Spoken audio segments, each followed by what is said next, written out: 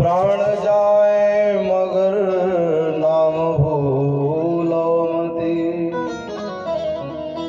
मुरली वाले को मन से रिझाते चलो, कृष्ण गोविंद गोपाल गाते चलो।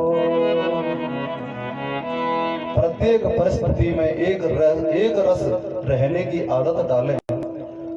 गोविंद हमारे साथ में है, इस बात का दृढ़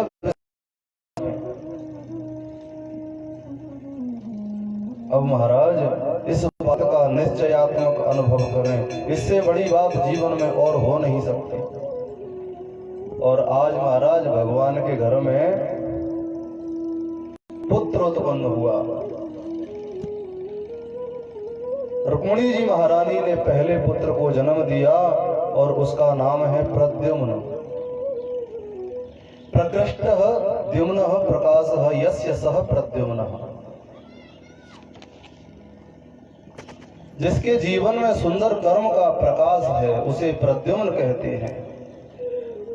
लेकिन कृष्ण के शत्रुओं की कमी तो है नहीं महाराज। संबरासुर नाम का असुर मेरे गोविंद के यहाँ गोविंद को प्रसूति का ग्रह से ही उठा करके ले गया, चुरा करके ले गया और आकाश में जाकर के उस बालक को समुद्र में फेंक दिया। मछली बालक को निगल गई और मछुआरों ने मछली को पकड़ लिया और संबरासुर के घर भेज दिया महाराज।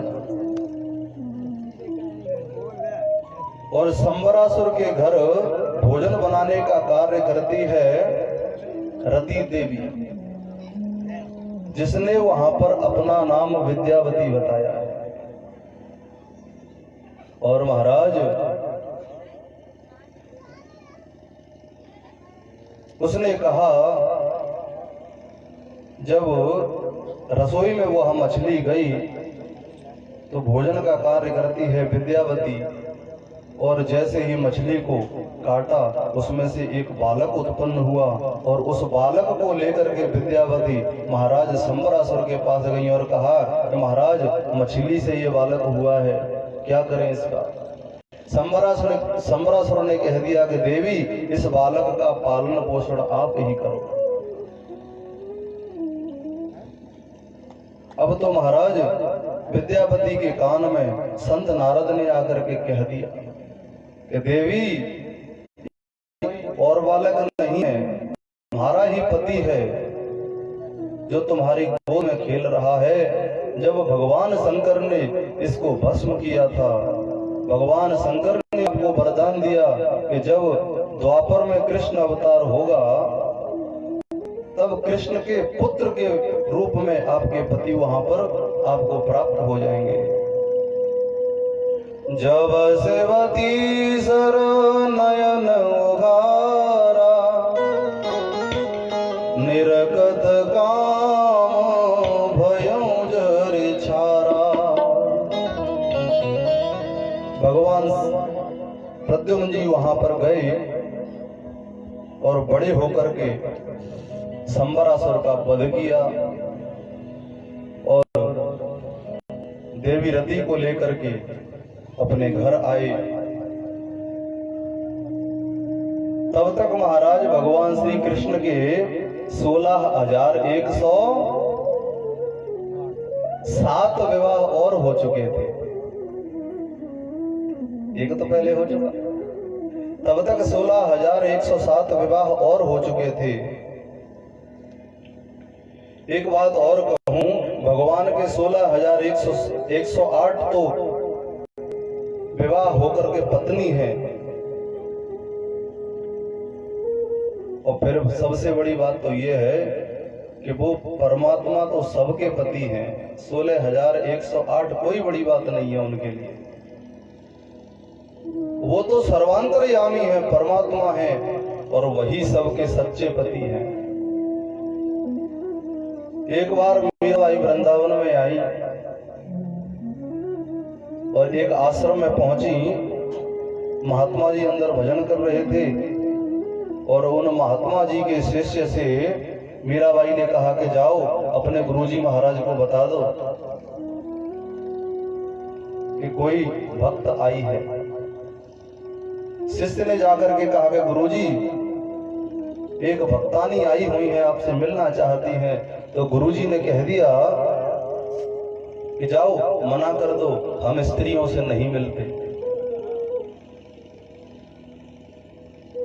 हम स्त्रियों से नहीं मिलते। और ऐसे ही आकर के उस शिष्य ने कह दिया।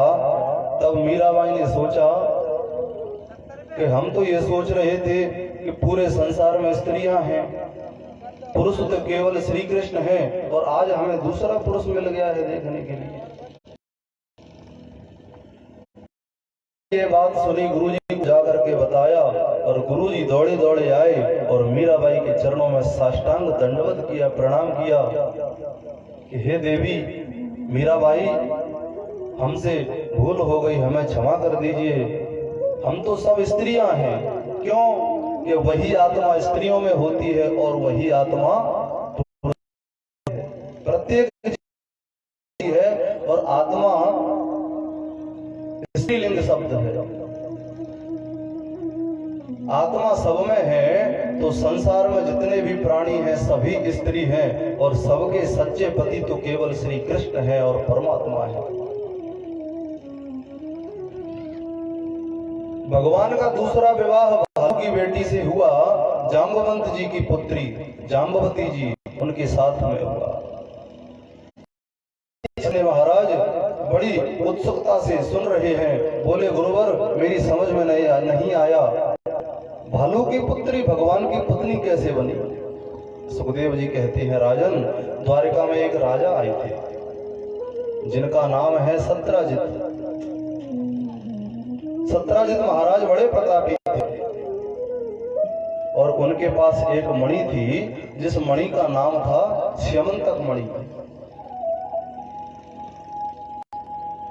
उस मणि में एक विशेषता थी कि उसकी 10 घंटे रोज पूजा अर्चना करने से वह मणि 8 भार सोना रोज देती थी। भगवान की सभा में आए और भगवान ने कहा, सत्राजित, तुम्हारे यहाँ जो मणि है वो तुम अपने निज प्रयोग में लेते हो, उससे जो सोना प्राप्त होता है उसे। सत्राजित, अगर आपको बुरा ना लगे तो उस मणि को हमारे खजाने में जमा कर दीजिए, जिससे संतों की और महात्माओं की, प्रजा की सेवा होती रहेगी। और महाराज भगवान कहते हैं कि आपके घर में कितने सदस्य हैं? कुल 3.5। एक आप, आपकी पत्नी और भाई, और आपकी एक छोटी सी बेटी। क्या करोगे इतना सोना लेकर के? यदि तुम चाहो तो मणि को हमारे खजाने में जमा कर दो। कृष्ण ने मणि अपने लिए नहीं मांगी, समाज के कल्याण के लिए मांगी और गरीबों का हित करने के लिए मांगी। दुर्भिक्ष तो पड़ेगा, दुर्भिक्ष पड़ेगा तो उसमें लोगों की होगी। सत्राजित ने कहा कि क्षमा करें प्रभु, मैं मणि नहीं दे सकता।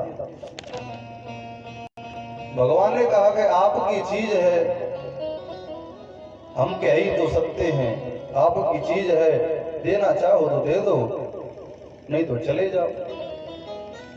सत्राजित मणि लेकर के घर चले गए, और आज उनके भाई, जिनका नाम है प्रसेन, मणि लेकर के और अपने गले में धारण की और जंगल में शिकार करने गए, तो किसी सिंह ने प्रसेन को मारकर उस मणि को ले लिया, और सिंह मणि लेकर के जा रहा है।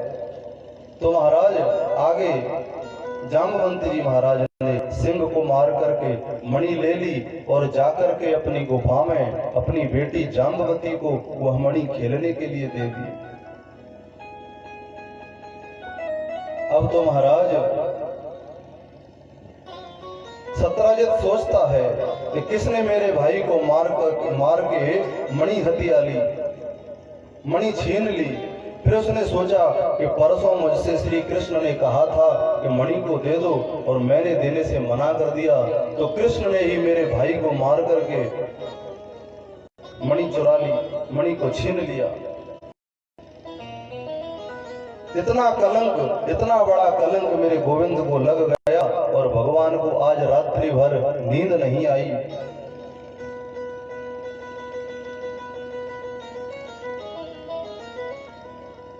अब तो महाराज ये जो कलंक होता है ना, ये काजल से भी काला होता है। जल से पतला कौन है, कौन भूमि से भारी, कौन अग्नि से तेज है, कौन काजल से कारी। जल से पतला ज्ञान है, पाप भूमि से भारी, क्रोध अग्नि से तेज है, कलंक काजल से कारी। तो महाराज ये जो कलंक है काजल से भी काला है। परमात्मा कभी किसी को कलंकित न होने दे, ये हमेशा प्रयास करो। भगवान ने गर्गाचार्य जी महाराज से पूछा, गुरुजी मैं तो जानता भी नहीं और मैंने तो महाराज प्रसन्न को कभी देखा भी नहीं, मैंने तो प्रसन्न को कभी देखा नहीं, और ये कहते हैं कि उसको मैंने मार दिया। मेरे पास ये आवाज आई है, मैंने सुना है, ये ऐसा क्यों हुआ? मेरी जन्म कुंडली को तो देखिए महाराज। गर्गाचार्य बोले कि गोविंद तुमने चौथ का चंद्रमा देख लिया था, जो भादों में चतुर्थी आती है ना, भादों में चतुर्थी आती है शुक्ल पक्ष में, तो उसका चंद्रमा देखने से कलंक लग जाता है। भगवान 10-5 लोगों को लेकर के जंगल में गए और जहां प्रसन्न मड़े थे उन्होंने देखा कि वहां पर सिंह के पैरों के निशान हैं। आगे चल करके और देखा, वहां जाकर के सिंह भी मरा पड़ा हुआ है, और आगे चले तो भालू के पैरों के निशान है महाराज। भगवान उन सज्जनों को लेकर के जाम्बवंत जी महाराज की गुफा पर पहुंचे और वहां जाकर के देखा जाम्बवंत जी की पुत्री जाम्बवती उस मणि से खेल रही है, और महाराज जाम्बवंत जी गुफा के अंदर बैठे हैं। जैसे ही भगवान अंदर गए और जाम्बवंत जी ने कहा कि कौन है, ये कहकर जाम्बवंत जी कृष्ण को मारने के लिए दौड़े। दोनों में भयंकर युद्ध छिड़ गया और युद्ध करते करते महाराज जाम्बवंत जी की नस नस ढीली कर मेरे प्रभु ने। जाम्बवंत जी बोले कि बस बस गोपाल, मैं समझ आप तो मेरे राम जी हो। भगवान राघवेंद्र जब रावण को मार करके आए थे तब सभी अपने सेवकों से कहा था कि आप कुछ न कुछ मांगो। किसी ने मोती मांगे, किसी ने हीरे मांगे, किसी ने भक्ति मांगी, किसी ने मोक्ष मांगा। तो जाम्बवंत जी महाराज से कहा तो उन्होंने कहा कि प्रभु मेरी तो एक ही इच्छा है कि रावण की सेना में मेरे से युद्ध करने के लायक कोई सेना में सेनापति नहीं था। तो महाराज मेरी बाजुओं में जो खुजली हो रही है वो अभी तक शांत नहीं हुई है, आप ही मेरे साथ 2-2 हाथ कर लो। तो भगवान राघवेंद्र ने कहा कि जाम्बवंत जी इस संसार में हम मर्यादा पुरुषोत्तम हैं और मर्यादा में रहकर के स्वामी और सेवक का कभी युद्ध नहीं हो सकता। द्वापर में जब कृष्ण बनकर के हम आएंगे तो आपकी इच्छा अवश्य पूरी करेंगे। तो आज मेरे गोविंद ने जाम्बवंत जी की इच्छा पूरी कर दी। प्रेम से बोलो राधे राधे। जाम्बवंत जी के हाथ पर मणि रखकर, जाम्बवती के हाथ पर मणि रख करके श्री कृष्ण को जाम्बवती दे दी, और जाम्बवती परम सुंदरी है।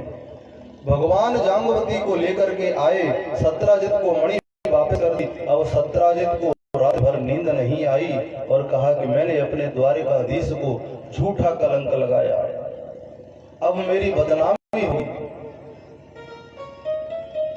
तो बदनामी से बचने के लिए उन्होंने क्या किया पता है? अपनी पुत्री सत्यभामा के साथ में भगवान का विवाह करवा दिया। अब सत्यराजित भगवान का कौन हुआ? ससुर। अब ससुर की कहीं बदनामी होती है तो दामाद तो रोष में आएंगे फिर। अब तो महाराज भगवान ने कहा कि आपकी बेटी से हम विवाह तो कर लेंगे, लेकिन हम मणि को नहीं लेंगे। भगवान के विवाह कितने हुए? सुनते चल रहे हो सभी? कितने हो गए? 3 हो गए, 3। पहला विवाह रुक्मिणी जी के साथ में, दूसरा जाम्बवती के साथ में, और तीसरा सत्यभामा के साथ में। भगवान गए पांडवों के यहाँ घूमने के लिए, और पीछे से अक्रूर जी ने सुधनवा नाम के व्यक्ति को भड़का दिया, और सत्यराजित मणि सुधनवा ने। अब पिता की मृत्यु का समाचार सुनकर के रोती हुई सत्यभामा जी हस्तिनापुर गई।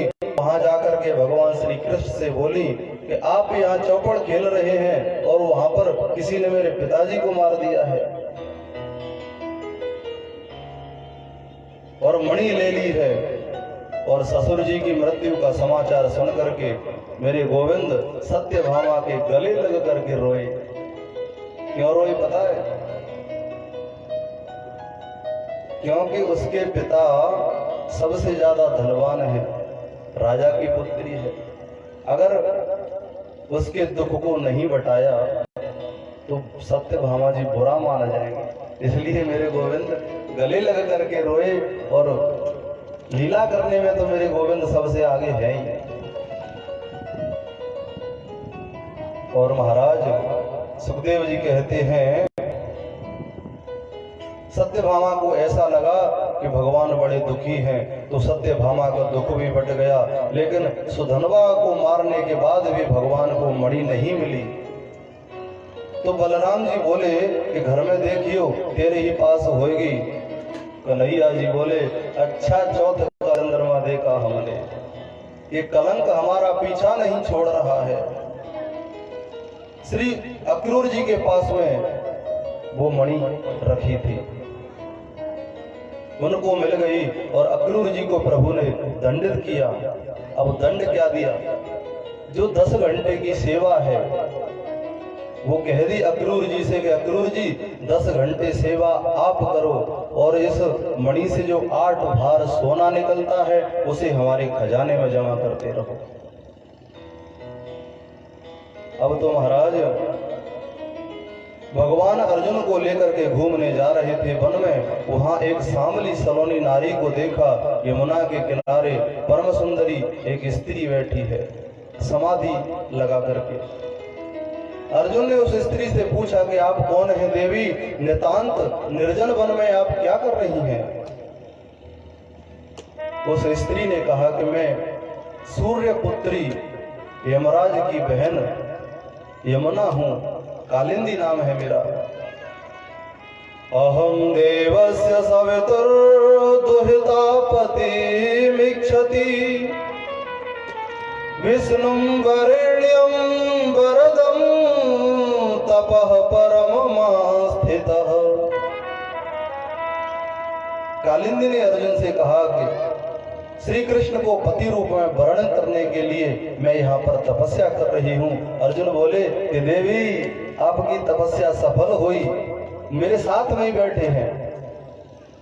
अर्जुन ने यमुना का हाथ कृष्ण के हाथों में सौंप करके मंत्र पढ़ दिया, और भगवान का चौथा विवाह कालिंदी के साथ में हुआ।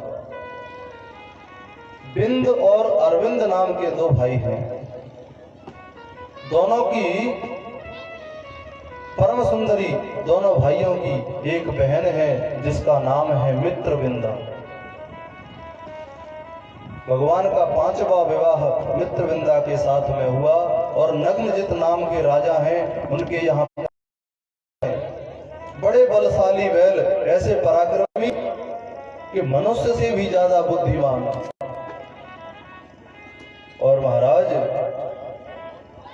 राजा ने कहा कि जो इन 7 बैलों की नाक में नकेल डाल देगा उसी के साथ मैं अपनी पुत्री का विवाह कर दूंगा। और मेरे गोविंद ने ऐसा किया।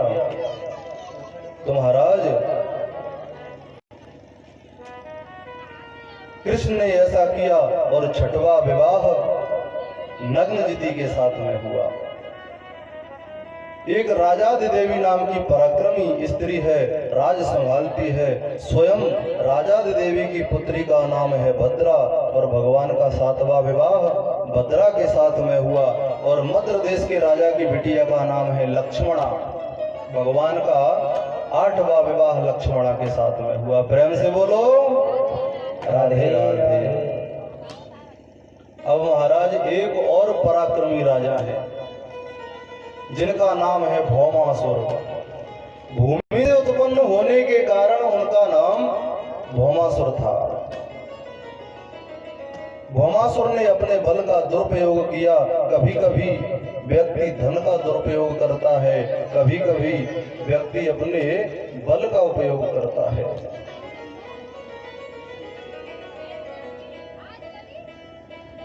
पहले भी कहा था कि धन, बल, सौंदर्य और युवावस्था के साथ में अगर समझदारी, विवेक और ज्ञान नहीं है तो व्यक्ति कुकर्म किए बिना रह नहीं सकता है।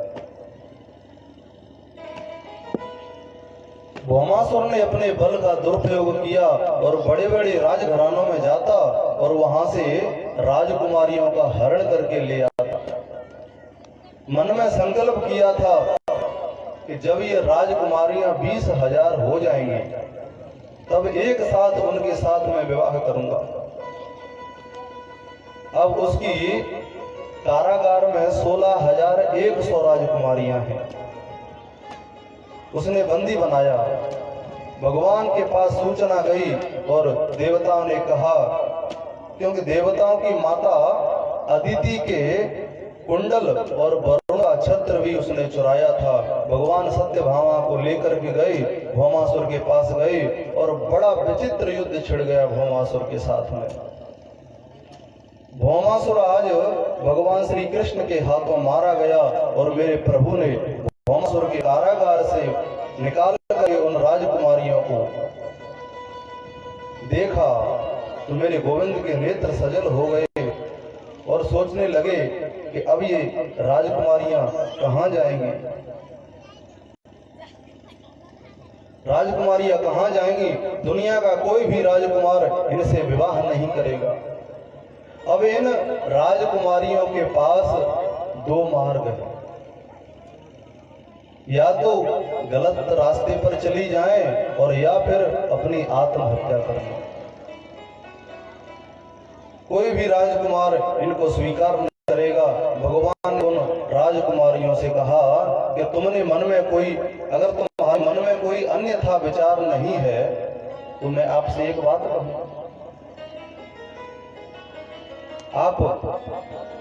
तो मैं आप सबको पत्नी के रूप में स्वीकार करूंगा। राजकुमारियों ने कहा कि प्रभु ये तो हमारा बहुत ही बड़ा सौभाग्य है कि आप हमें स्वीकार करो, हमें कोई आपत्ति नहीं है।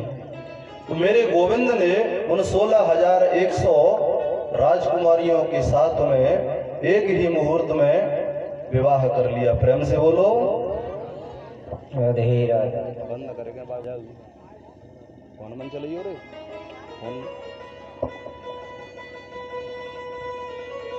सुखदेव जी कहते हैं, परीक्षित अगर श्री कृष्ण ऐसा नहीं करते तो समाज में कितनी बड़ी विकृति फैल जाती। अब तो महाराज वे राजकुमारियां धन्य हो गई। कृष्ण ने पत्नी रूप में स्वीकार किया और मानवीय गुणों से जीने का अधिकार प्रदान कर दिया।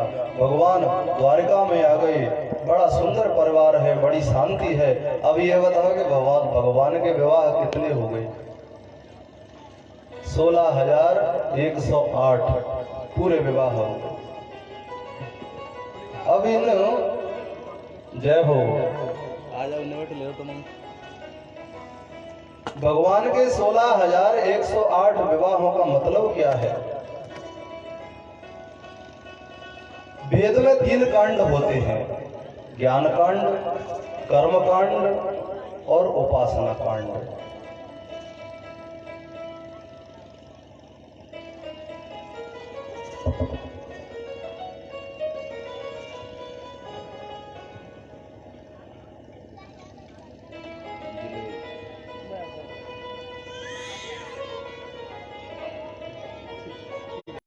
बोलिए शंकर भगवान की जय।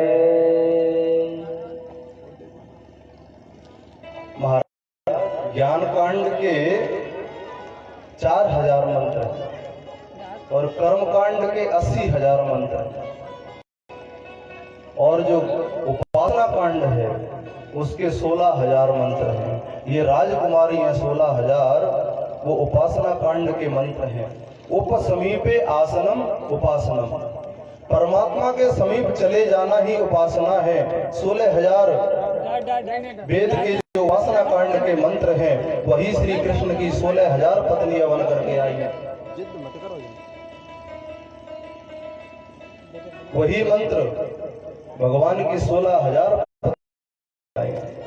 और 100 प्रकार के जो उपनिषद हैं वेदांत, जिनमें कृष्ण भक्ति का प्रतिपादन किया जाता है, 100 प्रकार के उपनिषद ही कृष्ण की 100 पत्नियां हैं। और जो भगवान की 8 पत्नियां हैं वो 8 प्रकार की प्रकृति है। भूमिरापो नलो वायु खम मनो बुद्धिरेव च अहंकार इति यम्मे बिना प्रकृतिरिष्टधा। 8 प्रकार की जो प्रकृति है, भूमि, जल, अग्नि, वायु, आकाश, मन, बुद्धि और अहंकार, ये 8 प्रकार की प्रकृति है।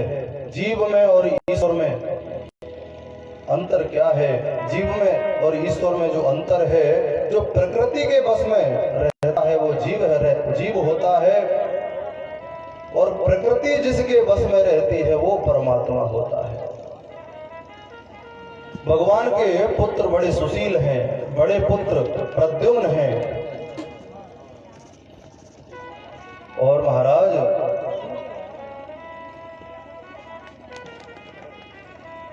प्रद्युम्न जी महाराज के 2 विवाह हुए थे और अनिरुद्ध के भी 2 विवाह हुए थे। एक बात यहाँ पर बड़ी समझने की है, कृष्ण के परिवार में कृष्ण की पत्नियों में आपस में बहुत ही बड़ा प्रेम है, सभी प्रेम से रहते हैं। और जितनी पत्नियां हैं सभी भगवान से बार बार रूठती हैं, मान करती हैं, लेकिन कभी रुक्मिणी ने मान नहीं किया और न कभी रुक्मिणी जी रूठी। लेकिन रुक्मिणी जी के चेहरे पर कृष्ण ने कभी क्रोध नहीं देखा, रुक्मिणी के चेहरे पर भगवान ने कभी क्रोध नहीं देखा। ये विशेषता है। श्री सुखदेव जी कहते हैं, राजन, दरबान से लेकर के और मंत्री तक और सैनिक से लेकर के प्रहरी तक सभी यही कहते हैं कि रुक्मिणी माता जैसी मालकिन भगवान सबको प्रदान करे। महाराज रुक्मिणी जी के चेहरे पर कभी क्रोध नहीं देखा, इसलिए मेरे गोविंद की नजर में भी रुक्मिणी जी सर्वाधिक आदरणीय है, सम्मान की पात्र है। मेरे कृष्ण रुक्मिणी जी से बहुत प्रेम करते हैं। समस्त पत्नियां भगवान से रूठती हैं।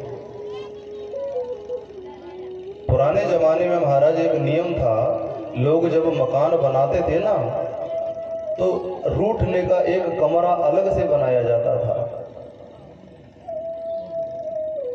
कोई बहू या पत्नी उसमें चली जाए तो समझो कि ये रूठ गई, ऐसा हुआ करता था। कोप भवन कहते हैं जिसे, लेकिन रुक्मिणी जी को प्रभु ने कभी कोप भवन में जाते नहीं देखा। और भगवान की पत्नियों में रूठने में सबसे पहले नंबर पर कौन सी है? सबसे पहले नंबर पर रूठने में कौन है? सत्यभामा। सत्यभामा क्यों रूठती है? कि भगवान के खजाने में जो आधे से ज्यादा माल आता है वो पिताजी की मणि से आता है। ये भी बात है।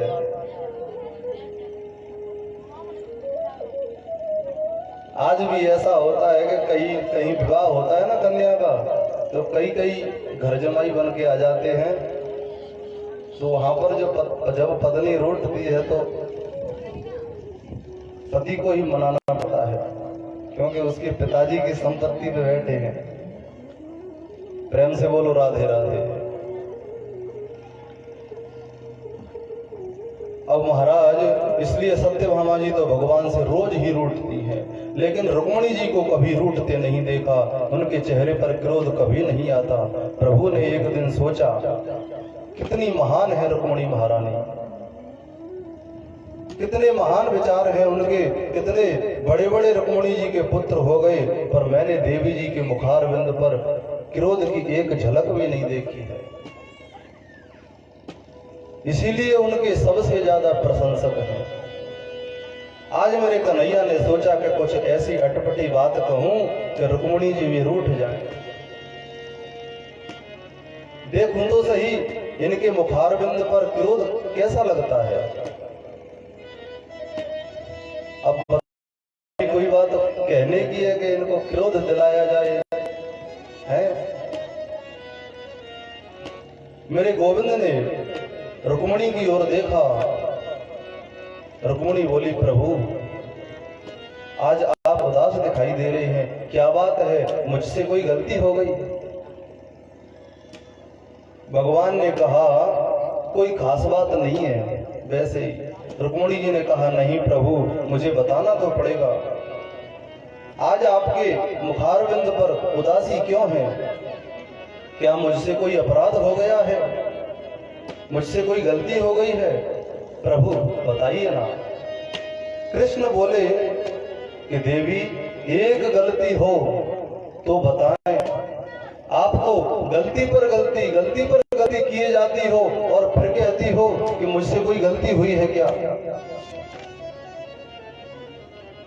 रुक्मिणी जी बोली कि क्या गलती हुई महाराज? तो मेरे प्रभु ने कहा, राजपुत्री चिता भूपैर लोकपाल विभूति भी महानुभाव श्रीमद्भी रूपौदार्य बलोर्जितई। कृष्ण कहते हैं, रुक्मिणी जी, सबसे पहली गलती तो आपने ये की कि मुझसे विवाह किया। इतने बड़े बड़े राजकुमार तुम्हें पत्नी के रूप में चाहते थे, तुमने उन राजकुमारों को छोड़ करके इस ग्वारिया के संग में विवाह कर लिया। क्या मिला तुम्हें मुझसे विवाह करके? अब इतनी बात कह करके मेरे प्रभु ने चेहरा देखा। रुक्मिणी जी सुन रही हैं और चेहरे पे क्रोध की एक झलक भी नहीं है। भगवान कहते हैं कि फिर तुम कहोगी कि विवाह तो मैं नहीं करती, लेकिन इसलिए कर लिया कि तुम बड़े वीर हो। तो देवी, यहां भी तुमने गड़बड़ कर दी। राजभ्यो बिभ्यतः शुभ्रू समुद्रम शरणं गतान् बलवद्विग्रद्वेषान् प्रायस्त्यक्तं नृपासना। देवी, मेरे जैसा डरपोक आपने कभी देखा नहीं होगा। देखो, जरासंध के डर से मैं समुद्र में छिप करके बैठा हूं। मेरे जैसे डरपोक व्यक्ति से विवाह करके आपको क्या मिला? रुक्मिणी जी ने कोई जवाब नहीं दिया। प्रभु ने कहा कि तुम कहोगी कि मैं विवाह तो बिल्कुल नहीं करती, लेकिन इसलिए कर लिया कि आप देवकी नंदन हो। आप देवकी नंदन हो, इसलिए मैंने कर लिया। यहां भी गड़बड़ हो गई। अरे कोई कहता है देवकी नंदन, कोई कहता है यशोदानंदन, जिसके माता पिता का भी पता नहीं है, तुमने विवाह कर लिया। क्या मिला तुम्हें विवाह करके? अब बताओ, जिसके माता पिता का भी पता नहीं उससे तुमने विवाह किया।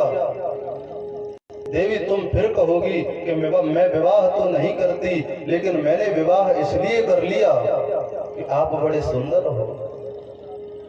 अरे काहे का सुंदर, मेरा तो नाम ही कनुआ है, जन्म से ही काला हूं, और कालिया नाग से युद्ध किया तो और भी काला हो गया। कभी राजा नहीं बना, कभी गद्दी नहीं मिली, और दुनिया के लोग मुझसे द्वेष करते हैं। और देवी तुम्हारा जो बड़ा भाई रुक्मी है ना, वो तो मुझसे बहुत ही द्वेष करता है। इतनी बात कहने पर भी रुक्मिणी जी को क्रोध नहीं आया महाराज। तो कन्हैया बोले कि तुम कहोगे अजी मैं विवाह तो बिल्कुल नहीं करती, लेकिन कर लिया। आपकी बड़ाई सुनी थी महाराज, आपकी अच्छी अच्छी बातें सुनी थी। तो कृष्ण बोले कि देवी मेरा गुण कौन गाता है?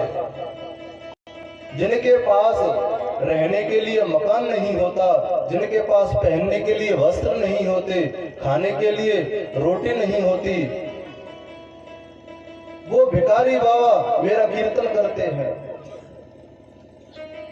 किसी राजा के मुंह से मेरी बात सुनी है क्या आपने? और इन बाबा जियों के पास में कोई काम धंधा तो है नहीं, मेरा नाम गाते रहते हैं। भगवान रुक्मिणी को कहते हैं रघुपति राघव राजा राम पतित पावन सीताराम। जय रघुनंदन जय घनश्याम, जय रघुनंदन जय घनश्याम। सबको सम्मति दे भगवान, रघुपति राघव राजा राम पतित पावन सीताराम। भगवान कहते हैं भिखमंगे बाबा जी मेरा कीर्तन करते हैं, झांझ बजाते हैं, कीर्तन करते हैं, चिमटा बजाते। फकीर संतों की बातों में आकर के तुमने मुझसे विवाह कर लिया। इतनी बातें कहने पर भी क्रोध नहीं आया। तो मालूम है भगवान क्या बोले? भगवान ये बोले कि देवी अभी भी कुछ नहीं बिगड़ा है, तुम चाहो तो शिशुपाल से मैं बात करके आऊं विवाह की। भगवान कह रहे हैं जब ये बात कही, कब कही ये बात? जब रुक्मिणी जी के 5 पुत्र हो गए थे, तब भगवान ने ये बात कही कि मैं शिशुपाल से बात करके आऊं विवाह की। और महाराज कहीं ये समय अब का होता तो पत्नी पकड़ करके गले को ठिकाने लगा देती कि शर्म नहीं आती बुढ़ापे को। वो समय भगवान का था।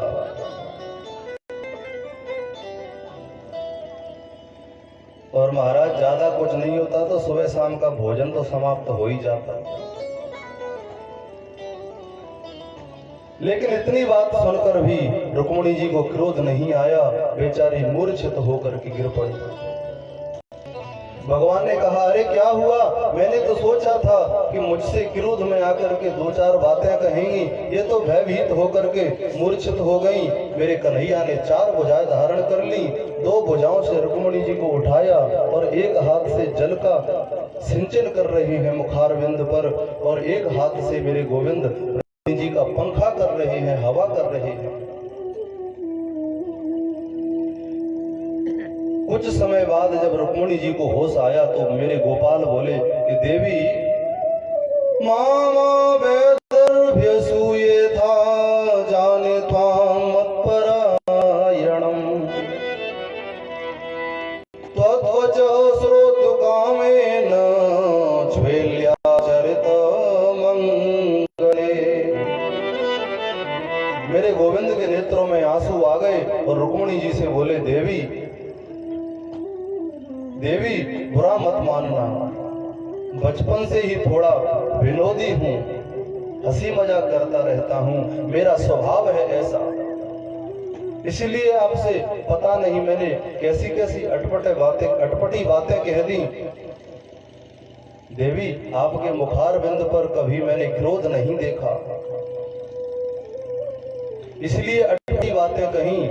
इतनी बातें सुनकर के तुम्हें बुरा नहीं लगा, मन में कोई विचार मत करना। लेकिन रुक्मिणी जी ने हाथ जोड़ करके कहा कि आपने कुछ गलत नहीं कहा। रुक्मिणी जी ने भगवान की बातों का जो उत्तर दिया है वो सुनने लायक है। लाला, रुक्मिणी जी कहती हैं कि स्वामी, आपने कुछ गलत नहीं कहा। आपने ये कहा था कि मेरा और तुम्हारा मेल क्या है, आपने बहुत ही अच्छा कहा। कहां मैं प्रकृति और कहां परमात्मा, कहां आप परम पिता परमात्मा और कहां मैं प्रकृति। तो प्रभु, मेरा और आपका मिलन कैसा? ये तो आपने मुझ पर कृपा की कि मुझे अपना लिया आपने। ये तो महाराज कृपा की आपने। दूसरी बात, आपने कहा था कि मेरे माता पिता का पता नहीं, मेरे माता पिता का पता नहीं, तुमने विवाह क्यों किया? रुक्मिणी बोली कि प्रभु, आपके भी कोई माता पिता होते हैं क्या? सबके परवावा तो आप हो। ये तो आपकी कृपा हुई कि आपने मुझे अपनाया, मुझसे विवाह किया।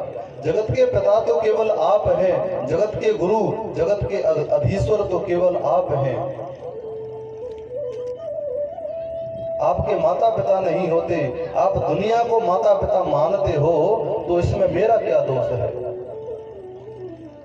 और तीसरी बात प्रभु, आपने कहा कि बड़े बड़े राजाओं के डर से मैं समुद्र के बीच में रहता हूं, डरपोक हूं। मेरे गोविंद से रुक्मिणी बोली, सत्यम भयादिव गुणेभ्यो क्रमांत सेते समुद्र उपलंघन मात्रयात्मा नित्यं कदिन्द्रिय गणैर्गत विग्रहस्त्व त्वत्सेवकैर्नृप पदं विदुतं तमोन्धम्। प्रभु, जिस हृदय में अविद्या, अस्मिता, राग, द्वेष, अभिनिवेश ये शत्रु बैठे हैं, प्रभु उस हृदय में आप वास नहीं करते। प्रेम गलियत सांकरी तामे दो न समाए। चौथी बार आपने कहा, प्रभु मैं तो काला हूं और काले से तुमने विवाह क्यों किया? रुक्मिणी बोली, महाराज काले हो तो कमाल करते हो, जब गोरे होते तो क्या करते?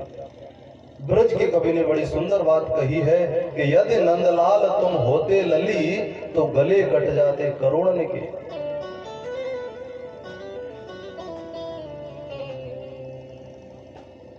रुक्मिणी जी बोली कि लाला, तुम काले हो फिर भी तो गजब ढाते हो। कहीं लाला की जगह तुम लाली होते तो न जाने कितने गले कट जाते। फिर महाराज आपने ये कही कि भिकमंगे महात्मा मेरा कीर्तन करते हैं। तो रुक्मिणी जी ने कहा कि स्वामी,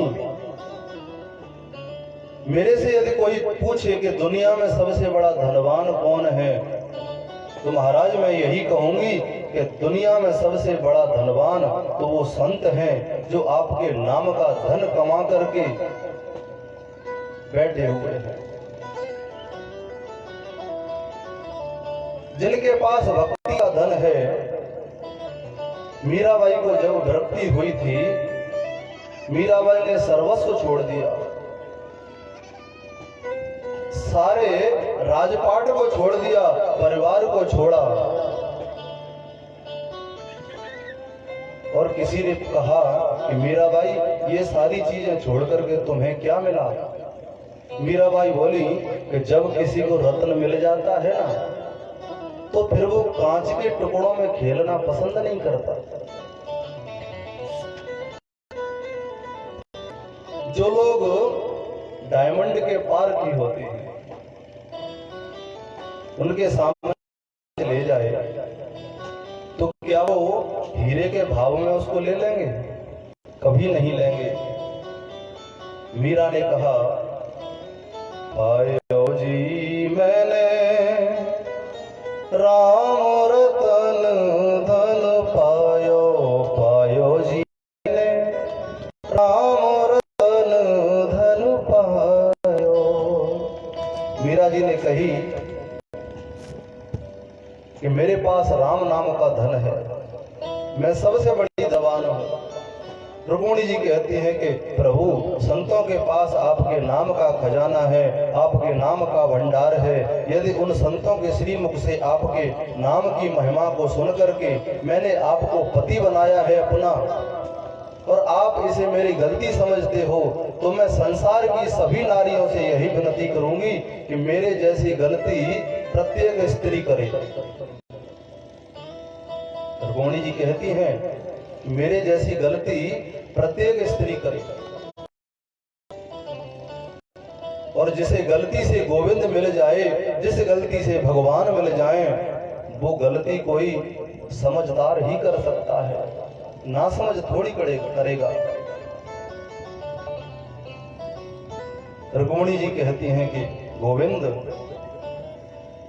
मैंने मेहंदी लगाई रे कृष्ण नाम की, मैंने मेहंदी लगाई रे कृष्ण नाम की, मैंने मेहंदी लगाई रे कृष्ण नाम की, मैंने मेहंदी लगाई रे कृष्ण नाम की, मैंने बिंदिया सजाई रे कृष्ण नाम की, मैंने बिंदिया मेरी चूड़ियों पे कृष्ण मेरी चुनरी में कृष्ण, मेरी चुनरी में कृष्ण, मेरी चुनरी में कृष्ण, मेरी चूड़ियों पे कृष्ण मेरी चुनरी में कृष्ण, मेरी चूड़ियों में कृष्ण, मेरे चूड़ियों में कृष्ण, मैंने नथनी सजाई रे कृष्ण नाम की, मैंने नथनी सजाई रे कृष्ण नाम की, मैंने नथनी सजाई रे कृष्ण नाम की, मैंने नथनी सजाई रे कृष्ण नाम की। जय हो।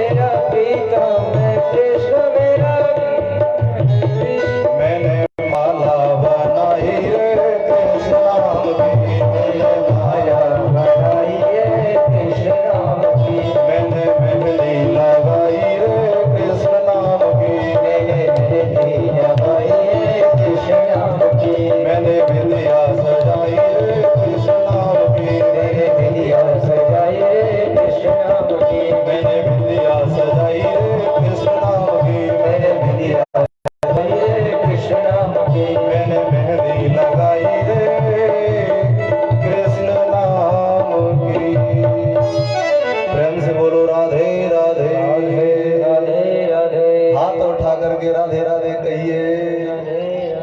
जय हो। ऐसे नहीं चलेगी, हाथ उठा करके। अब तो महाराज भगवान ने कहा कि देवी, इन्हीं बातों का तो परिणाम है कि मेरे हृदय में आपके प्रति प्रेम सर्वाधिक है, सबसे अधिक प्रेम है आपके लिए। सुनकर रुक्मिणी जी के हृदय को आनंद की अनुभूति हुई, प्रसन्नता हुई। सुखदेव जी कहते हैं कि राजन, भगवान के जो पौत्र हैं, जिनको नाती कहते हैं, भगवान के पौत्र हैं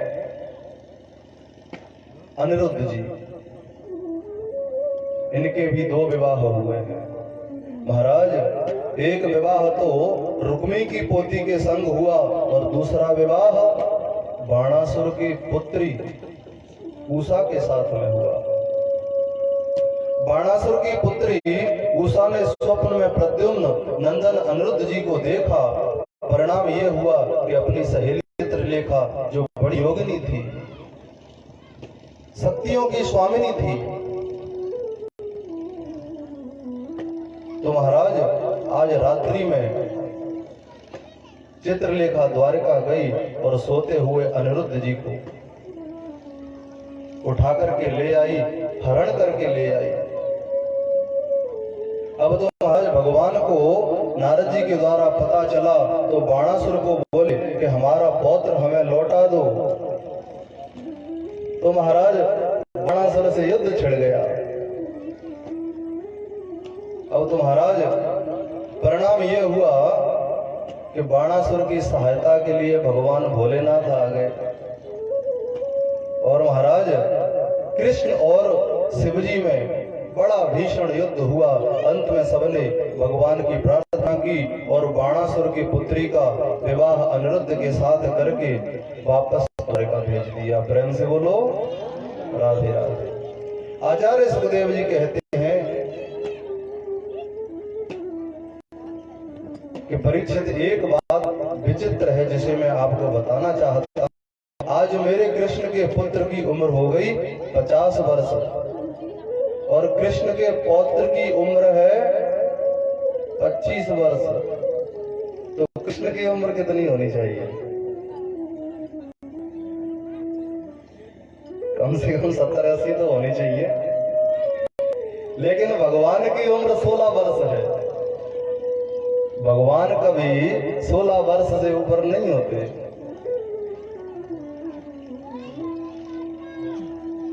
इसी का फायदा उठाया एक व्यक्ति ने जिसका नाम है पौंड्रक। पौंड्रक नाम का राजा, पौंड्रक नाम के राजा ने काशी नरेश से पूछा कि सारी दुनिया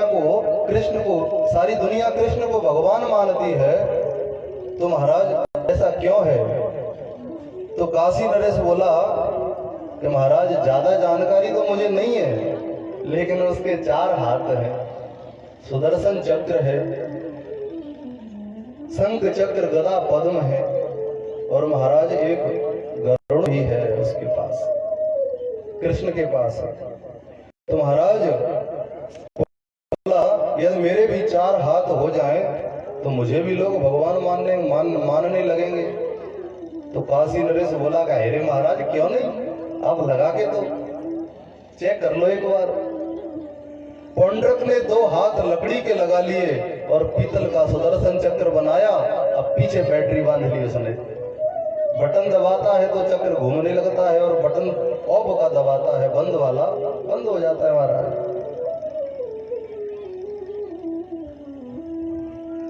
अब मृग कस्तूरी घिस करके शरीर पर लगा ली तो महाराज शरीर भी काला काला कर लिया और अपना नाम इसने ये रखा पौंड्रक कृष्ण वासुदेव। पौंड्रक ने प्रजा उसे भगवान मानने लगी, उसकी पूजा अर्चना करने लगी। अब तो महाराज पौंड्रक के नाम की आरती भी तैयार हो गई। जय पौंड्रक वासुदेवा, स्वामी जय पौंड्रक वासुदेवा, भक्त जनन के प्रभु जी और प्राणन के लेवा, ऐसी आरती होने लगी। अब पौंड्रक वासुदेव ने कृष्ण को पत्र लिख दिया कि मैं भगवान हूँ, लाखों लोग मेरे भक्त हैं, अपनी भलाई चाहते हो तो भगवान बनना बंद करो। उद्धव के साथ मेरे प्रभु पधारे और उसका उद्धार कर दिया, पुंडरक वासुदेव का उद्धार किया और इसे मुक्ति प्रदान कर दी। परीक्षित कहते हैं कि गुरुजी ये बताओ कि ये राजा था, वो दुष्ट था और भगवान का नकली स्वरूप बना करके और जनता को पागल बना रहा था, फिर भी इसको मुक्ति। तो सुखदेव जी महाराज ने कहा कि राजन, जब उसने अपना रूप भगवान जैसा बनाया तो कुछ न कुछ चिंतन तो भगवान का किया होगा जरूर, कि भगवान के 4 हाथ हाँ ऐसे होते हैं, ध्यान में तो आया होगा। भगवान के जो कांति है भगवान की वो श्याम वर्ण की है, तो श्याम वर्ण का चिंतन किया होगा, तभी तो उसके मन में आई। शंख चक्र गदा पद्म का ध्यान किया होगा, भगवान के स्वरूप का ध्यान किया होगा।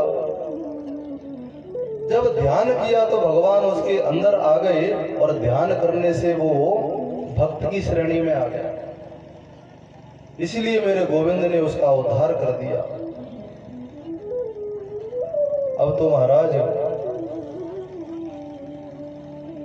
सुखदेव जी कहते हैं कि राजन, जो फायदा भक्त बनने में है वो भगवान बनने में नहीं है। एक बात और कही थी भगवान ने, हमेशा सीखने की बात है कि कायदे में रहोगे तो फायदे में रहोगे, ये हकीकत बात है। अहम ही नारायण दास है, अपने आप को स्वयं नारायण का दास समझना चाहिए। प्रभु का सेवक बनने में जो सुख है किसी कार्य में नहीं है, इसलिए गोविंद के चरणों के दास बनो, स्वामी बनने में कोई फायदा नहीं। सुखदेव जी कहते हैं कि नारद जी प्रभु की लीलाओं के दर्शन करने आए और यहाँ तो 16,108 भवन हैं। यहाँ भगवान श्री कृष्ण द्वारिका लीला का थोड़ा सा ही वर्णन है, ज्यादा नहीं है। जो हमें यहाँ से बोल रहे हैं आपकी समझ में आ रहा है कि नहीं? ज्यादा गूंज तो नहीं है इको वगैरह, सही है? बोलिए वृंदावन बिहारी लाल की जय। अब महाराज भगवान श्री कृष्ण के 16,108 रानियां हैं, तो भवन उतने ही हैं, भवन भी उतने ही होने चाहिए, क्योंकि सम्मिलित तो अब रहते नहीं है, अलग अलग रहते हैं। जो सामाजिक रूप से शिक्षाप्रद है, आध्यात्मिक रूप से कृष्ण की भक्ति का प्रदर्शन करता है कि इतने बड़े परिवार में रहकर भी श्री कृष्ण विरक्त हैं, रानियों के बीच में रहकर भी श्री कृष्ण ब्रह्मचारी हैं। इसलिए तो मैंने आपसे कहा था कि कृष्ण का चरित्र बहुत ही टेढ़ा है, समझना। कभी कभी तो विधाता की बुद्धि भी चक्कर में पड़ जाती है। परसों की कथा में आपने सुना होगा कि बछड़ों को ले गए थे तो ब्रह्मा जी की खोपड़ी भी चक्कर में पड़ गई। जो मेरे यहाँ पे वो असली है या जो ब्रज में है वो असली है? भगवान की लीला को समझ पाना बात है। इसलिए भागवत में सुखदेव जी महाराज ने श्री राम कथा पहले की, श्री कृष्ण कथा प्रारंभ करने पहले, क्योंकि व्यक्ति जब तक राम कथा नहीं सुनेगा तब तक कृष्ण कथा उसकी समझ में नहीं आ सकती। स्वामी श्री गोस्वामी श्री तुलसीदास जी महाराज ने अपने ग्रंथ का नाम रामचरितमानस क्यों रखा? इसीलिए रखा कि श्री राम का जो चरित्र है और उसका जो मानस कहते हैं, अपने हृदय को भी, मन को भी और एक सागर को भी मानस। श्री रामचरित्र के मानस में, सरोवर में जो स्नान करके आएगा तो उसकी समझ में कृष्ण कथा जरूर आएगी। और फिर दूसरी बात यह है कि तुलसीदास जी महाराज ने रामचरितमानस नाम इसलिए रखा, जो अन्य कवियों ने रचना की है, उनकी है रामायण। रामायण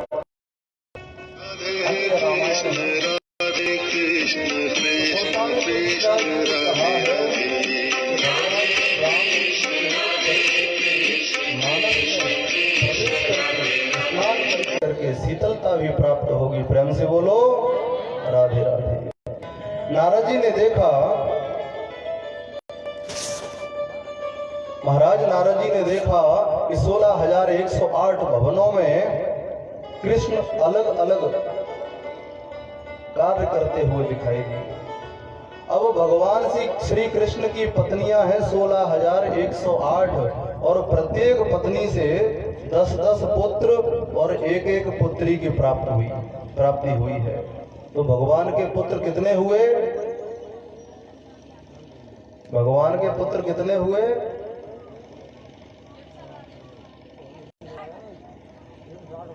एक रानी से 10-10 पुत्रों की उत्पत्ति हुई है। तो 16,108 रानियों से कितने पुत्रों की उत्पत्ति हुई? करो मल्टीप्लाई। 1,61,080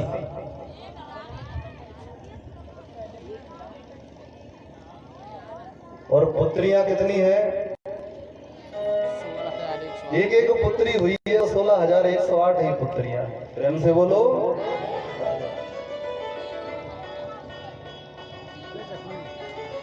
जो गूंज सुनाई देती है वो ईगो होता है। अब महाराज नारद जी जिस भवन में जाते हैं तो भगवान अलग अलग कार्य करते हुए दिखाई देते हैं। किसी भवन में बच्चों के साथ में खेल रहे हैं और किसी भवन में भोजन प्रसादी पा रहे हैं और किसी भवन में शयन कर रहे हैं और किसी भवन में श्रृंगार कर रहे हैं। अब महाराज किसी भवन में जल विहार कर रहे हैं, किसी में समाधि लगा रहे हैं, किसी भवन में बच्चों को धनुष बाण चलाना सिखा रहे हैं और किसी भवन में तो महाराज उद्धव के साथ में बैठ करके मंत्रणा कर रहे हैं, विचार विमर्श कर रहे हैं। इस प्रकार 3 महीने हो गए नारद जी महाराज को घूमते हुए।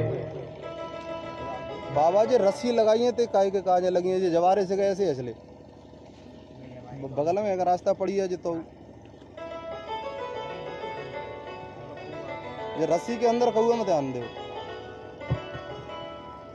बोलिए श्री बांके बिहारी लाल की जय। श्री नारद जी महाराज को घूमते घूमते 3 महीने हो गए और कहते हैं नैवाद्भुतं त्वयि विभो किल लोकनाथे मैत्री जनेषु सकलेषु तमः खलानां निःश्रेयसाय हि जगत स्थिति क्षणाभ्याम स्वैरावतार उर्वाय विदाम सुष्ठु।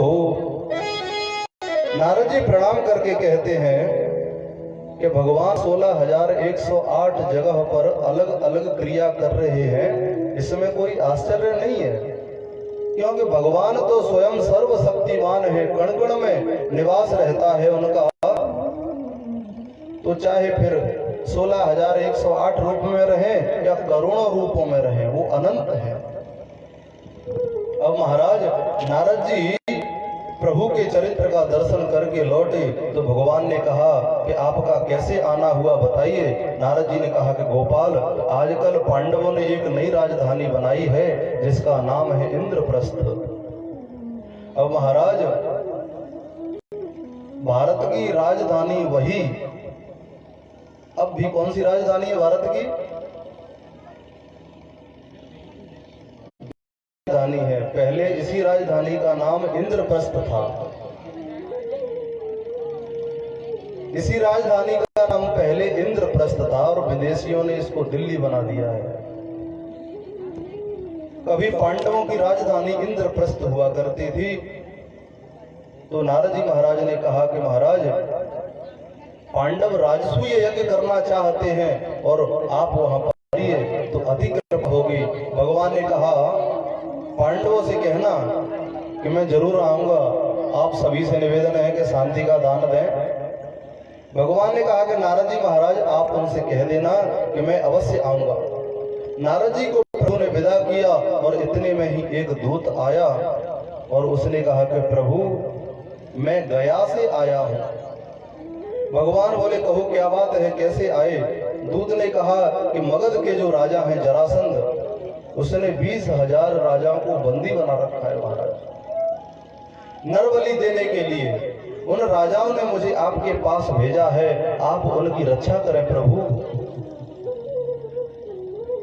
प्रभु ने कहा दूत से कि तुम उन राजाओं से कहना कि मैं उनकी रक्षा अवश्य करूंगा, उनकी रिहाई का प्रयास अवश्य करूंगा, मैं उन्हें बचाऊंगा। भगवान ने सोचा कि कुछ ऐसा नाटक करूं कि जरासंध का उद्धार हो जाए और उन 20,000 राजाओं की रिहाई हो जाए। भगवान इंद्रप्रस्थ में आए, पांडवों से बोले कि आप लोग नई राजधानी बनाना चाहते हैं, राजसूय यज्ञ करना चाहते हैं, मुझे मालूम है। भगवान कहते हैं क्या तुमने समस्त राजाओं को जीत लिया है? तो पांडवों ने कहा कि और सब राजा तो हमारे पक्ष में हैं, लेकिन जो मगध सम्राट है जरासंध वो हमारे पक्ष में नहीं है। उसके पास प्रभु इतनी सेना है कि कोई उसे जीत नहीं सकता। श्री कृष्ण ने यहाँ एक नीति की बात कही कि जिस व्यक्ति के द्वारा हजारों निरपराधों को कष्ट दिया जाता हो, ऐसे व्यक्ति को धोखे में से मारने में भी कोई पाप नहीं लगता है।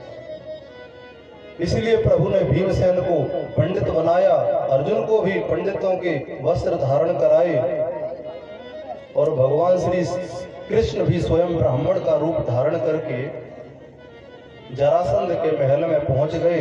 जरासंध ने तीनों का भव्य स्वागत किया और कहा कि आइए महाराज पधारिए, और कहता है कि देखो अहो भाग्य मेरे, 3 ब्राह्मण मेरे द्वार पर पधारे हैं। अब ये बताइए कि ये जरासंध ब्राह्मणों का भक्त कब से हो गया? जब 11,000 ब्राह्मणों को जप पर बिठा के गया था श्री कृष्ण को हराने के लिए। भगवान श्री कृष्ण कल की कथा में बताया था, रण छोड़ बन करके भाग गए थे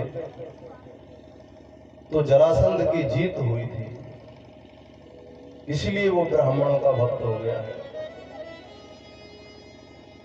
भगवान बोले कि अभी तो हम हिमालय से आ रहे हैं, आप बड़े दानी हो ऐसा हमने सुना है, इसलिए आपके पास में आए हैं। जरासंध ने कहा महाराज मैं दानी नहीं था, पर आपने जो द्वारिकाधीश का नाम सुना है ना? कन्हैया बोले हाँ सुना तो है। जरासंध बोला कि वो कृष्ण बड़ा पराक्रमी है महाराज, मुझे 17 बार उसने हराया, तब मैं 18वीं बार ब्राह्मणों को अनुष्ठान पर बिठा करके गया, तब मैं जीत पाया। इसलिए महाराज ब्राह्मणों की कृपा मुझ पर हो गई, ब्राह्मणों के प्रति मेरा बड़ा अनुराग है। और कहता है जरासंध, पंडित जी जो मेरे यहाँ पर एक बार आ जाता है ना तो इतना दान देता हूं कि जीवन में कभी किसी के द्वार पर हाथ फैलाने की जरूरत नहीं पड़ती।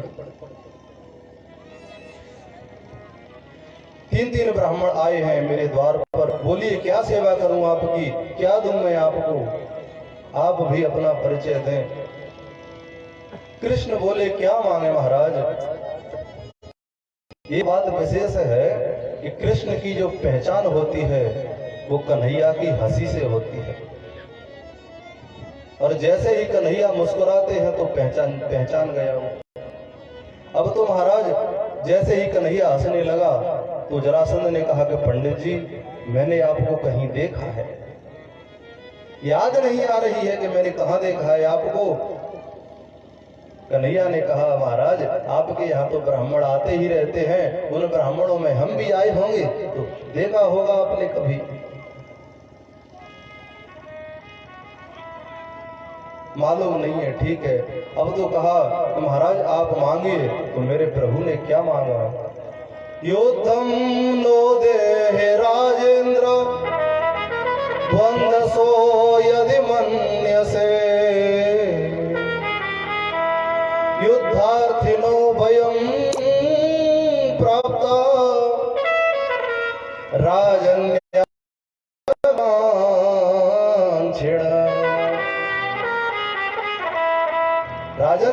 देना हो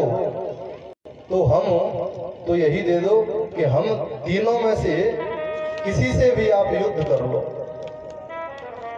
जरासंध ने कहा, इतने बड़े पंडित होकर के युद्ध करने की बात करते हो। जरासंध ने कहा कि आप बताइए, अगर युद्ध करने की बात करते हैं तो आप ब्राह्मण नहीं हो सकते, बताओ आप कौन हैं? भगवान ने कहा कि हम लोग राजा हैं, कोई पंडित नहीं है। जरासंध ने कहा कि कपटी हो तुम, मुझसे 3 वचन भरवा लिए और वचन में मुझे बांध लिया। ठीक है, युद्ध तो मैं तुमसे करूंगा, लेकिन अपना परिचय दीजिए। भगवान ने परिचय दिया कि जो मेरी दाहिनी तरफ खड़े हैं ना, ये भीम भैया हैं, और जो मेरी बाईं तरफ खड़े हैं वो धनुर्धारी गांडीवधारी अर्जुन हैं। और मुझे तो आप जानते ही, आपका पुराना शत्रु कृष्ण हूं मैं। जरासंध ने सोचा बड़ा चालाक है, मन में सोच रहा है, और सोचा कि एक बार तो 17 बार मैं इससे हार चुका हूं, लेकिन अब युद्ध करूंगा तो मेरी मट्टी पलीत हो जाएगी, हो जाएगी।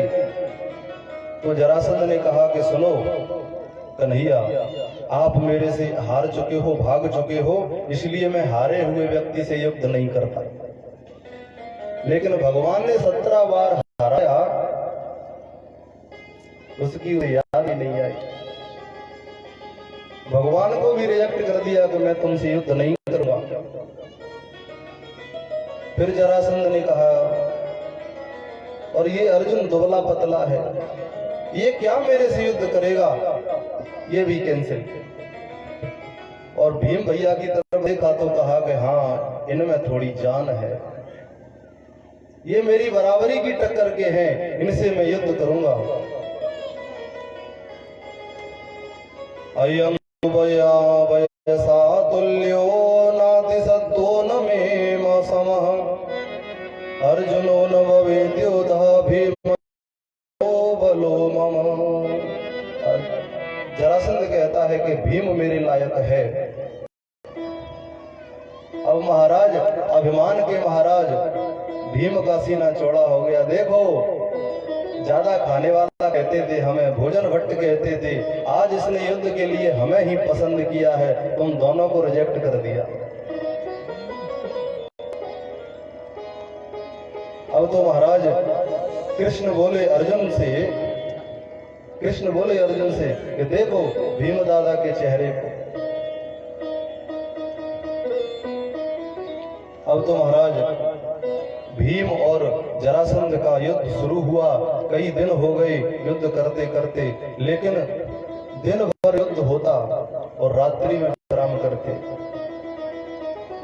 पहले युद्ध ऐसे होता था कि दिन भर, अगर दिन में युद्ध चल रहा है तो आपस में शत्रु हैं, और जैसे ही सूर्यास्त का युद्ध विराम का शंखनाद हुआ तो युद्ध बंद हो जाता, और फिर एक ही शिविर में बैठ करके भोजन भी करते थे।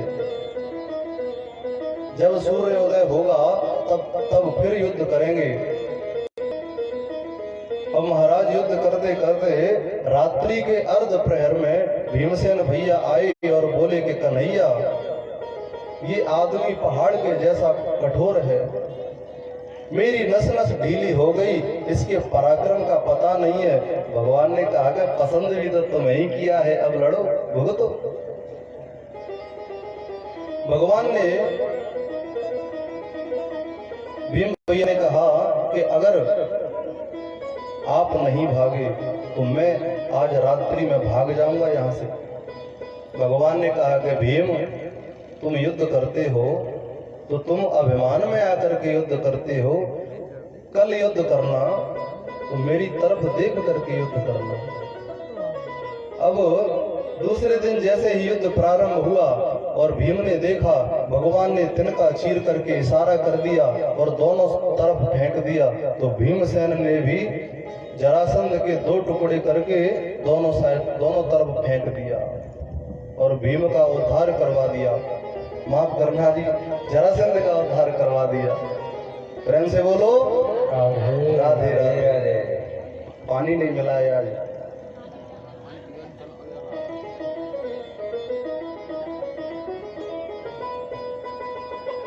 उसके पुत्र को राजगद्दी पर बैठा करके और बहुत सा धन लेकर के कृष्ण आए और इंद्रप्रस्थ में आकर के राजसूय यज्ञ का शुभारंभ हुआ।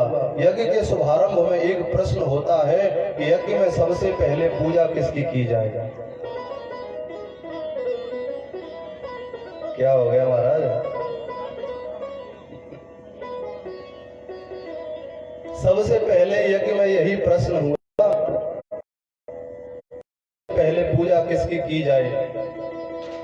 शिशुपाल के सामने ही सहदेव ने कहा कि कृष्ण ही सबसे पहले पूजा के अधिकारी हैं महाराज।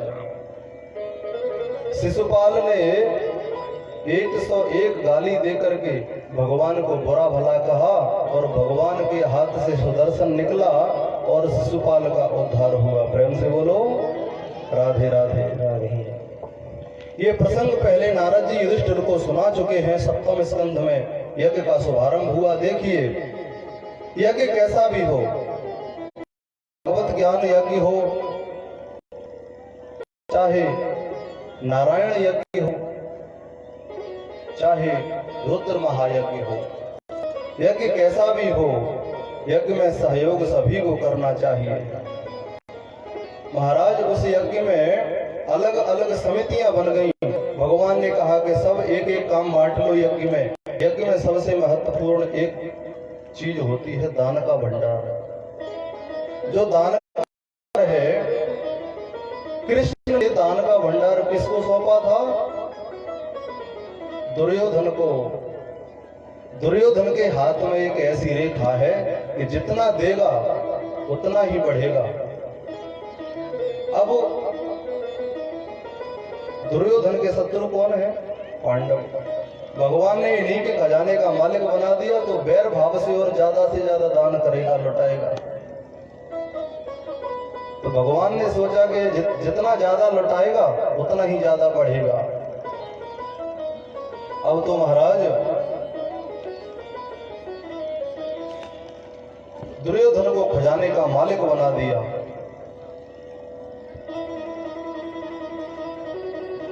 और महाराज यज्ञ में दूसरा भंडार होता है भोजन भंडार। भोजन भंडारे का मालिक बनाया कृष्ण ने भीम को, क्योंकि जो खाता है वो खिलाना, जो खाना जानता है खिलाना जानता है। अब तो महाराज जो व्यक्ति 2 फुल्का रोज का खाता है और कोई अच्छा भला खाने वाला व्यक्ति है, उसकी परोसने में उसको लगा दो तो खाने वाला व्यक्ति भी भूखा रह जाएगा।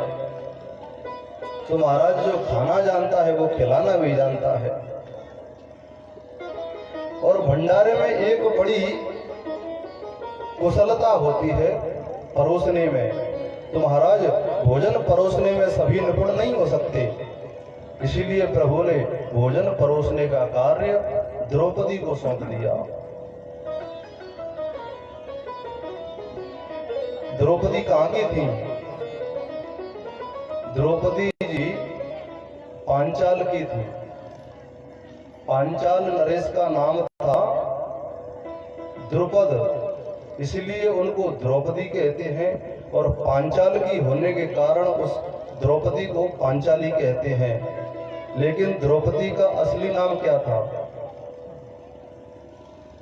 द्रौपदी का असली नाम कृष्णा था, कृष्णा। अब महाराज जो पांचाल था पहले, अब पंजाब हो गया है। तो अब तो महाराज भगवान कृष्ण बोले आप सभी कुछ न कुछ सेवा कर रहे हो तो कुछ सेवा हमें भी दे दो। भगवान ने क्या सेवा ली? यज्ञ मंडप में जितने लोग आ रहे हैं, जितने संत महात्मा आ रहे हैं, उनके चरणों को धोना, उनके चरणों को प्रक्षालन करना, ये सेवा भगवान ने ली थी। प्रेम से बोलो राधे राधे। उसी यज्ञ में दुर्योधन आया और पांडवों के महल को देखा। दीवार में उसको दरवाजा दिखाई दिया और दरवाजे में दीवार दिखाई। पानी में आंगन का आभास हुआ और आंगन में पानी का, थल में जल का आभास हुआ और जल में थल का आभास हुआ, इसलिए वो पानी में गिर गया और सिर में चोट लग गई। द्रौपदी हंस गई और कहा कि अंधे का तो अंधा ही होता है, दिखाई नहीं देता इसको। तो महाराज 12 वर्ष का वनवास हुआ, 1 वर्ष का अज्ञातवास हुआ, बड़ा भारी संकट पांडवों के जीवन में आया और आज पांडवों को राज्य मिलने की परिस्थिति आई है।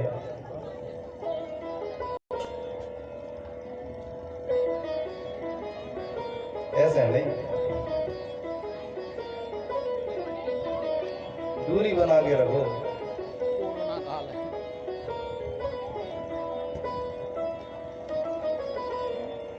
कृष्ण पादा बने जले। भगवान श्री कृष्ण ने संतों के पाद प्रक्षालन की सेवा ली और महाराज श्री कृष्ण शांति दूत बनकर के गए और शांति दूत बनकर के परीक्षित युद्ध रोकने का बहुत प्रयास किया, पर द्रौपदी की इच्छा थी कि युद्ध हो। भीमसेन चाहते थे कि युद्ध हो, क्योंकि उन्होंने प्रतिज्ञा ले रखी थी पहले। बलराम ने सोचा होगा तो वही जो कृष्ण चाहते हैं, तो हम बीच में टांग क्यों अड़ाएं। बलराम जी महाराज वहीं से तीर्थ यात्रा के लिए चले गए। सुखदेव जी कहते हैं राजन,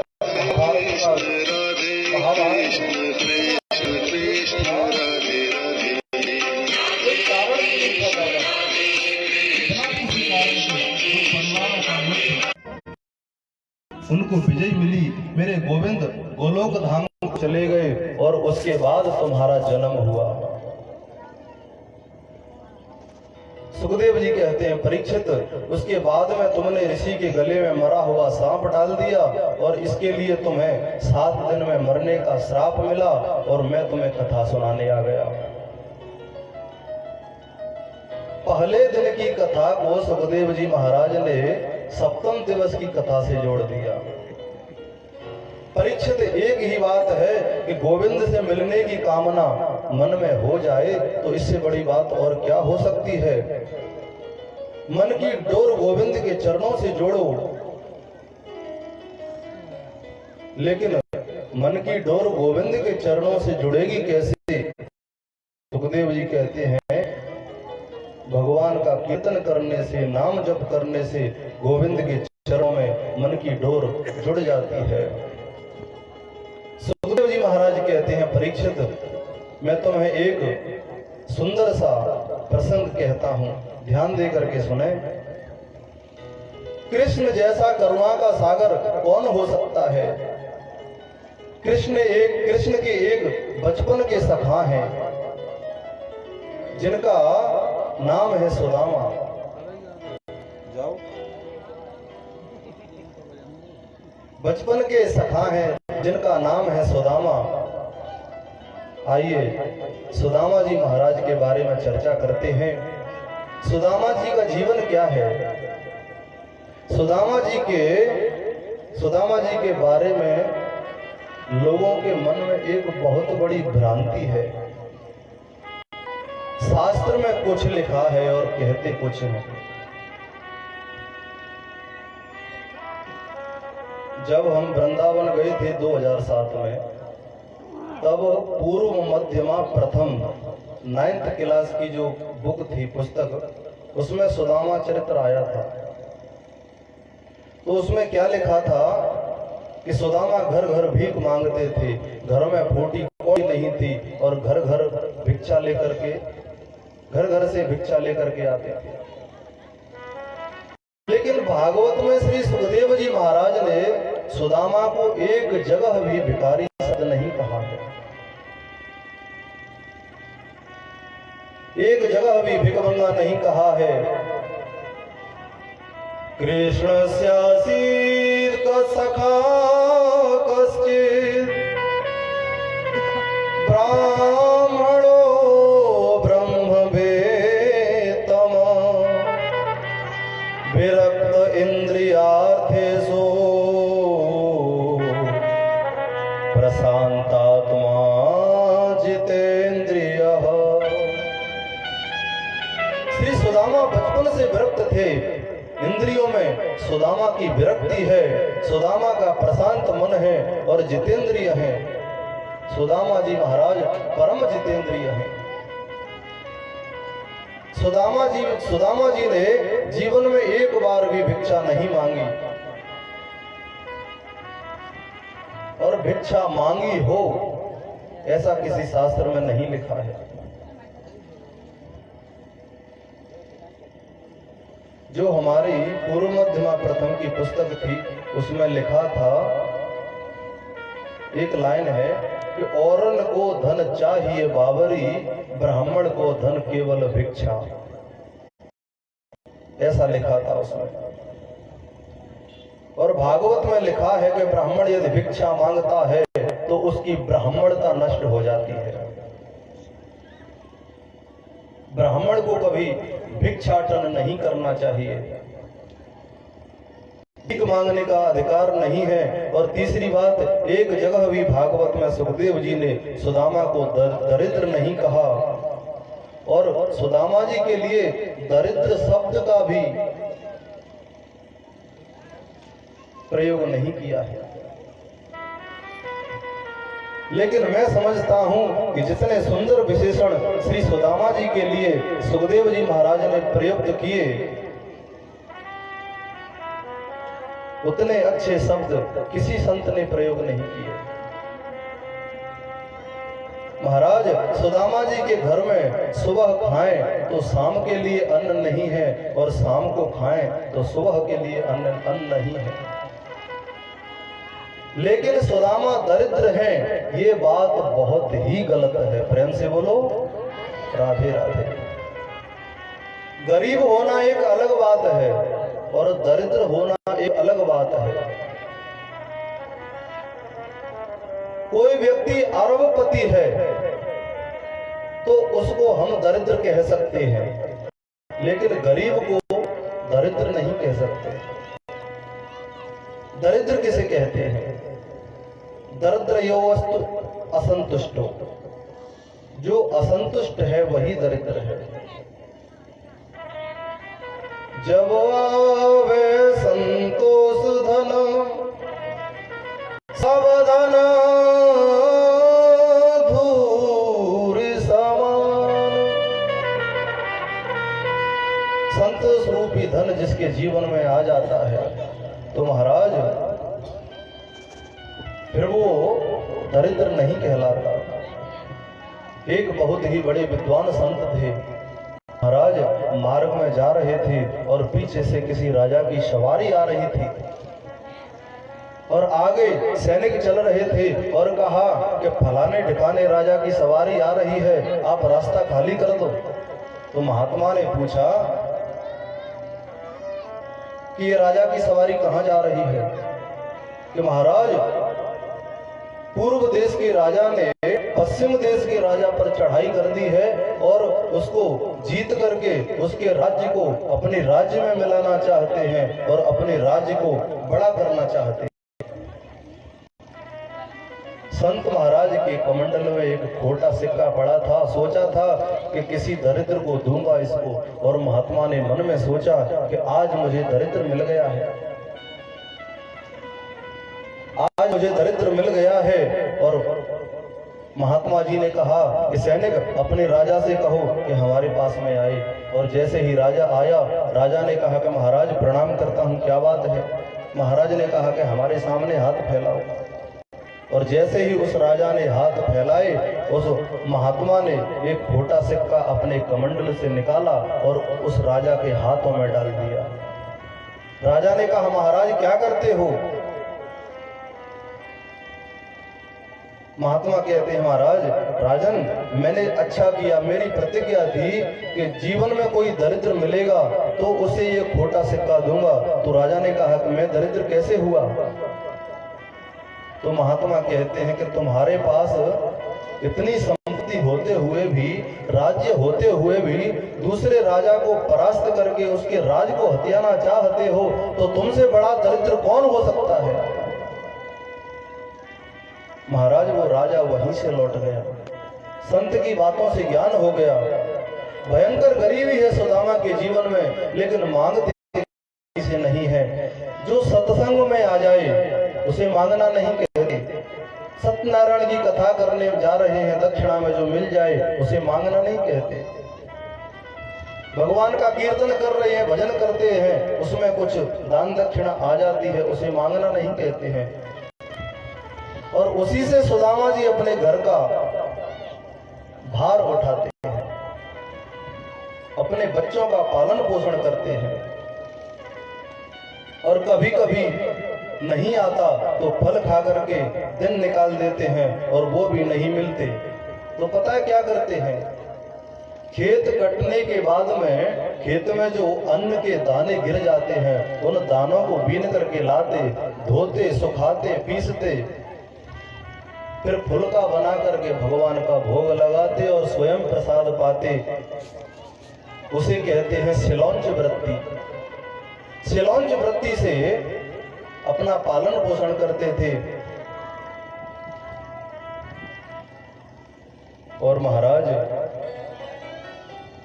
उस सिलौंच वृत्ति से जो धन लाते थे, दाने लाते थे, उनसे भोजन पकाते, 2 स्वयं खाते, 2 पत्नी को देते और बच्चों को बांट देते। पत्नी के मन में बड़ी भारी पीड़ा हुई, बेचारी क्या करे, बड़ा भारी क्लेश है उसके मन को। एक दिन हाथ जोड़ करके सुदामा जी से बोली, सुनिए, आपको मालूम है मैंने सुना है ऐसा कि द्वारका के जो नाथ हैं, द्वारकाधीश हैं, वो आपके मित्र हैं।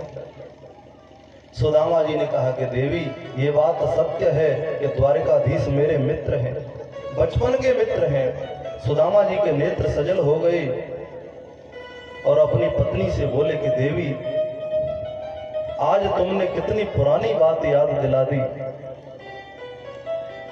देवी, कृष्ण मेरा मित्र ही नहीं, मेरा लंगोटिया यार है। लंगोटिया यार क्या होता है मालूम है?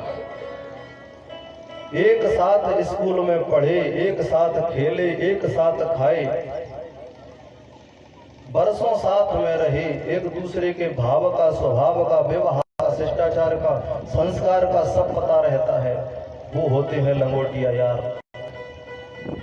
तो महाराज सुदामा जी कहते हैं कि दोनों एक साथ रहते थे, एक दिन पढ़ते थे, एक संग खेलते थे। आज वो द्वारका का राजा है और हम अपनी कुटिया के राजा हैं। सुदामा जी की पत्नी ने कहा कि सुनिए, क्या आपके मन में कभी द्वारकानाथ से मिलने की इच्छा नहीं होती? सुदामा जी बोले कि देवी, ऐसा कौन संसार में मनुष्य होगा जो कृष्ण जैसे मित्र को पाकर के उनसे मिलना नहीं चाहेगा। लेकिन मैं जाऊं तो जाऊं कैसे?